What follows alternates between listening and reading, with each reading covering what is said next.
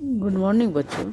मैं डॉक्टर सीता चौबे, मनोविज्ञान विभाग, मारवाड़ी कॉलेज रांची।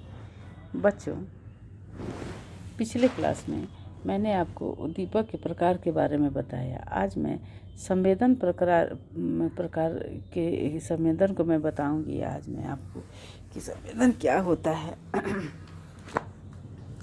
देखिए, प्राणी अपने इर्द गिर्द के वातावरण के प्रति क्या होता है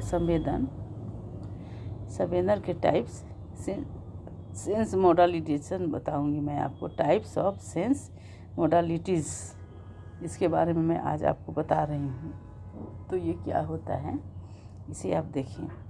प्राणी अपने इर्द गिर्द के वातावरण के प्रति जिस विशिष्ट प्रक्रिया का ज्ञान करता है उसे ही संवेदन या ज्ञान कहते हैं ना। व्यक्ति क्या होता है, किसी भी वातावरण में रहता है, कहीं भी रहता है, वो अपने इर्द गिर्द में क्या करता है, इर्द गिर्द का जो वातावरण होता है उस वातावरण में देखता है। इर्द गिर्द में जो भी चीज़ें होती हैं उसे अनुभव करता है, देखता है, और उसी के अनुसार वो उसका ज्ञान प्राप्त करता है। तो इसे ही हम लोग संवेदन ज्ञान कहते हैं, है ना। इस प्रक्रिया में जो अंग सम्मिलित होते हैं उन्हें तकनीकी तौर पर ग्राहक या रिसेप्टर कहते हैं। इसमें हम लोग को क्या होता है, जो उससे संबंधित होता है उसको हम लोग ग्राहक या रिसेप्टर कहते हैं। सचमुच में ग्राहक एक तरह से क्या होता है, विशिष्ट प्राप्त न्यूरॉन्स होता है जो वातावरण तथा शरीर के भीतर होने वाले परिवर्तनों का ज्ञान कराते हैं। इसे साधारण बोलचाल की भाषा में हम लोग क्या कहते हैं, ज्ञानेंद्रियें। हम लोग क्या कहते हैं, ज्ञानेंद्रियाँ कहते हैं, जिसे हम लोग सेंस ऑर्गन्स इंग्लिश में कहते हैं। क्या बोलते हैं, सेंस ऑर्गन्स, है ना। तो ये हमारे सेंस ऑर्गन्स कितने हैं, 5 हैं। ठीक है बच्चों, आप लोग इस चीज़ को जानते हैं कि सेंस ऑर्गन्स हमारे 5 होते हैं। तो अब आपको ये पता चल गया कि संवेदन क्या होता है, कि हम जो प्राणी क्या होता है, प्राणी अपने वातावरण के इर्द गिर्द के वातावरण से जो भी किसी विशिष्ट प्रक्रिया द्वारा किसी भी ज्ञान को प्राप्त करते हैं और उससे जो अनुभव प्राप्त होता है उसे ही हम लोग क्या कहते हैं, संवेदन, है ना। और इस संवेदन को ग्रहण कौन करता है, उससे संबंधित जो तकनीकी तौर पे जो ग्राहक जो रिसेप्टर होते हैं उसे ही हम लोग क्या कहते हैं, एक न्यूरॉन होता है जिसके द्वारा हम प्राप्त करते हैं, और इसे हम लोग आम बोलचाल में क्या कहते हैं, ज्ञानेंद्रियाँ, मतलब सेंस ऑर्गन्स कहते हैं। जैसे मान लीजिए किसी चीज़ का गंध आ रहा है तो उसको हम लोग कैसे पता करते हैं कि ये फूल का सुगंध है या कचरे का गंध है या तेल का सुगंध है, या किस तरह से अनुभव करते हैं, हम अपने नाक के द्वारा अनुभव करते हैं। तो यहाँ पे नाक हमारा क्या हुआ, एक सेंस ऑर्गन हुआ, और ये रिसेप्टर हुआ सूंघने का, है ना।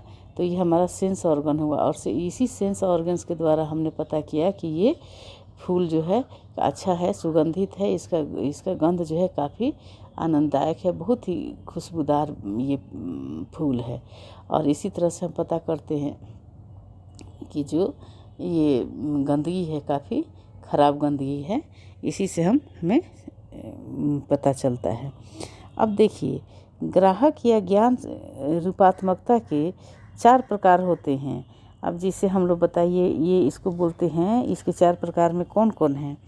बाह्य ग्राहक, फर्स्ट है बाह्य ग्राहक, एक्सट्रो रिसेप्टर, ठीक है। दूसरा है इंट्रो रिसेप्टर, मतलब अंतर्ग्राहक।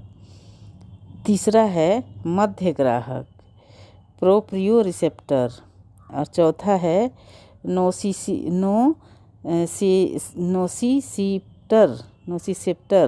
मतलब नोसी ग्राहक, है ना। ये 4 तरह के ग्राहक हमारे होते हैं जो बाहर और भीतर के चीज़ों को एक्सेप्ट करते हैं, मतलब रिसेप्ट माने ये ग्रहण करते हैं। तो अब हम लोग देखते हैं कि ये 4 तरह के ग्राहक कौन कौन से होते हैं। पहला है बाह्य ग्राहक, दूसरा है अंतर्ग्राहक, तीसरा है मध्य ग्राहक, चौथा है नोसी ग्राहक, है ना। तो बच्चों, ये 4 तरह के ग्राहक हैं, और बच्चों अगले क्लास में फिर मैं इसे डिटेल्स में आपको बताऊंगी कि ये इन सभी चारों ग्राहकों का क्या क्या कार्य है, वो कैसे कैसे क्या करते हैं। जैसे हमें किसी भी चीज़ के बारे में किससे प्राप्त होता है, अनुभव प्राप्त होता है ज्ञानेंद्रिय से। तो हमारी ज्ञानेंद्रियाँ 5 होती हैं, तो कैसे कैसे हमें प्राप्त होता है, ये रिसेप्टर कैसे हमको दे जाते हैं। तो ये 4 प्रकार के होते हैं रिसेप्टर, जिसके द्वारा हमें ये अनुभव दे जाते हैं, या हमें उनमें उस अनुभव के द्वारा हमें प्राप्त होता है कोई भी गंध या कोई भी उद्दीपक हमें जो प्राप्त होता है, तो उसका अनुभव हमें कैसे होता है, किस तरह से होता है। तो इसके लिए हम लोग 4 प्रकार का है ये ग्राहक, इसे हम लोग देखते हैं। ठीक है, तो अब हम इसमें बताइए, क्योंकि मैंने पिछले क्लास में आपको बताया था कि उद्दीपक कितने होते हैं, 2 प्रकार के होते हैं, एक बाह्य उद्दीपक और दूसरा आंतरिक उद्दीपक। तो बाह्य उद्दीपक को तो हम पहचान सकते हैं, आंतरिक उद्दीपक को भी देख नहीं सकते हैं उसको, लेकिन उससे जो परिवर्तन होता है उसे हम लोग पहचानते हैं। तो अब हम देखते हैं कि क्या होता है बाह्य ग्राहक और क्या होता है आंतरिक ग्राहक। ठीक है, तो अगले क्लास में आपको इसके बारे में डिटेल्स बताऊंगी। तब तक के लिए धन्यवाद।